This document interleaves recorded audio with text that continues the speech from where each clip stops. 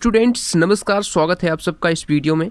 इस वीडियो में हम डिस्कस करेंगे कि आप अपनी बोर्ड परीक्षा और वार्षिक परीक्षा में किस प्रकार से लिखें आपकी उत्तर पुस्तिका में कि आपको अच्छे अंक मिलें।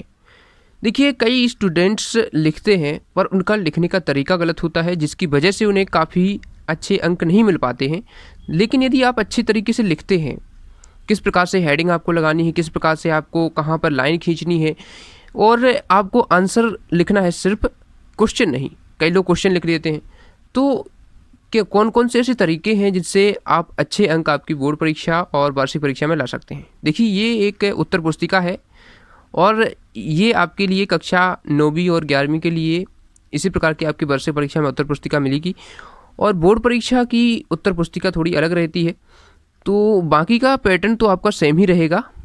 ठीक है, तो आपको यहाँ पर रोल नंबर भर देना है। ये तो आपने किया ही होगा, और नहीं आपने अच्छे से भरा है तो आपको यहाँ पर अंकों में भरना है, यहाँ पर शब्दों में।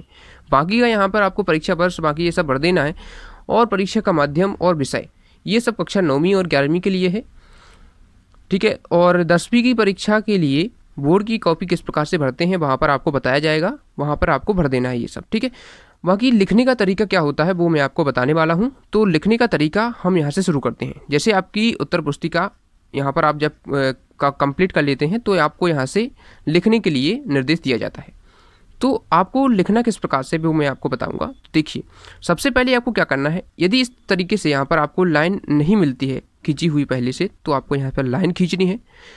और जैसे आजकल देखा जाए तो कॉपियों में पहले से लाइन इसमें खींची हुई मिलती है, तो आपको ये खींचने की ज़रूरत भी नहीं है। कई स्टूडेंट क्या कहते हैं, यहाँ से भी लाइन खींच देते हैं इस तरफ। तो यहाँ से आप जब लाइन खींच देते हैं तो ये जगह बहुत कम हो जाती है। ठीक है, ये वाली जगह कम हो जाती है, जिससे यहाँ पर आपकी कॉपी छोटी सी लगने लगती है। तो आपको कॉपी को छोटा नहीं करना है, तो आपको एक ही तरफ लाइन खींचनी है। यदि इसमें पहले से खींची हुई है लाइन तो नहीं खींचना है। ठीक है, तो आपको सीधा तक क्या करना है, सबसे पहले यहाँ पर प्रश्न क्रमांक 1 का उत्तर यहाँ पर डाल देना है, आपको लिखना है यहाँ पर। फिर आपको इसको अंडरलाइन कर देना है। ठीक है, इस प्रकार से आप लिखेंगे। और फिर जो आपके आंसर्स हैं यहाँ से आप शुरू करेंगे। जैसे पहला क्वेश्चन का आंसर, देखिए ऑब्जेक्टिव होंगे शुरुआत में, तो जो भी है उसको आप पहला लिखेंगे और उसका आंसर यहाँ पर लिख देंगे। एक लाइन छोड़ेंगे, दूसरा लिखेंगे, यहाँ पर लिख देंगे। तो इस प्रकार से आपके जितने भी क्वेश्चन हैं उनको आप लिखते जाइए। और लास्ट में आप क्या करेंगे, जैसे ही आपका क्वेश्चन समाप्त होता है, ये मान लीजिए यहाँ तक आपका ये क्वेश्चन समाप्त हो गया, तो यहाँ पर आपको लाइन खींच देनी है कि यहाँ से हमारा क्वेश्चन कंप्लीट हो चुका है। तो यहाँ से आप लाइन खींच दीजिए, ताकि जब एग्जामिनर चेक करे तो उसको स्पष्ट समझ में आए कि आपका उत्तर कहाँ तक समाप्त हो चुका है। तो इस प्रकार से आपको खींचना है।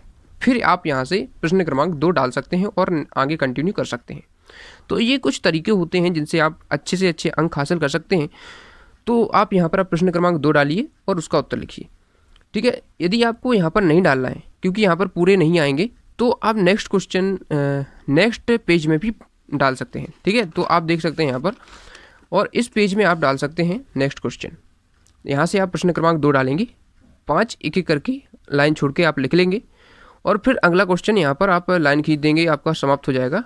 ठीक है, फिर आपको जैसे कि अब आपके 5 ऑब्जेक्टिव क्वेश्चन यानी कि 5 रहते हैं तो वो समाप्त हो जाएंगे। फिर आप प्रश्न क्रमांक 6 से कैसा करेंगे, तो प्रश्न क्रमांक 6 से ही आप सेम वैसे ही डालेंगे।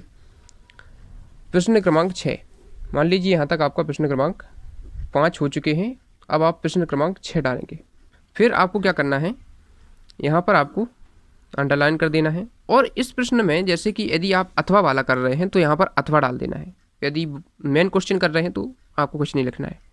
मान लीजिए 6वें का आप अथवा कर रहे हैं तो यहाँ पर अथवा लिख लीजिए, और उस क्वेश्चन का आंसर आप बिल्कुल लिखना है। आपने यहाँ पर आंसर लिख दिया है तो यहाँ पर आपको फिर से उत्तर लिखने की ज़रूरत नहीं है, तो आपको पूरा लिख देना है। 30 शब्दों में लिखना होता है 2 अंक की प्रश्न, तो आप 30 शब्दों में ही लिखिए। फिर जैसे ही आपका मान लीजिए यहाँ से यहाँ तक आपका आंसर कंप्लीट हो चुका है, तो यहाँ पर आपको लाइनें खींच देना है। ठीक है, तो इस प्रकार से आप आपका क्वेश्चन कंप्लीट करते ही यहाँ पर लाइनें खींचते जाएंगे, ताकि आपको समझ में आए और एग्जामिनर को भी समझ में आए कि क्वेश्चन यहाँ से यहाँ तक ख़त्म हो चुका है।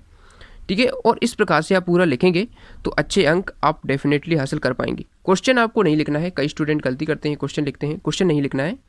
तो इस प्रकार से आप लिखेंगे तो अच्छे अंक हासिल कर पाएंगे।